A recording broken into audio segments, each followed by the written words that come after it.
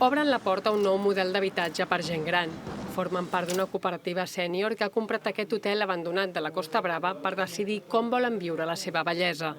Doncs aquí davant hi haurà el menjador, amb una capacitat, calculem, d'unes 40 persones. A l'hora de menjar, clar, és l'única manera que es podem veure tots una altra vegada. Si heu estat alguna vegada en una residència, des del moment del menjar o el moment d'ajudar-te, t'estan inclús canviant la veu. Per què no menges una mica més? Això ens tracten com un nen a nosaltres que tenim 70 anys, a toc de pito. Per tant, això no ho volem. I tindran la gran planta baixa amb espais comuns, amb cuina i sales per fer cinema o tertúlia, i també 32 petits apartaments.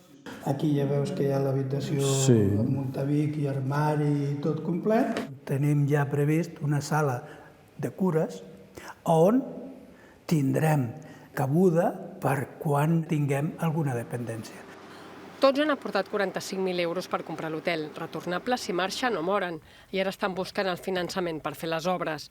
Calculen que com a molt acabaran pagant uns 1.800 euros al mes, uns 700 euros menys que una plaça de residència privada amb habitació compartida. Hem sigut tota la vida independents, que a aquestes alçades que et diguin què has de fer no ens agrada gaire. Elles també són pioneres d'aquest model a Barcelona. La seva cooperativa ha aconseguit que l'Ajuntament els cedeixi aquest solar per 75 anys. Este es el espacio compartido por planta y después en los bajos lo que hay en este zócalo son los espacios que tienen una cierta dimensión común, ¿no?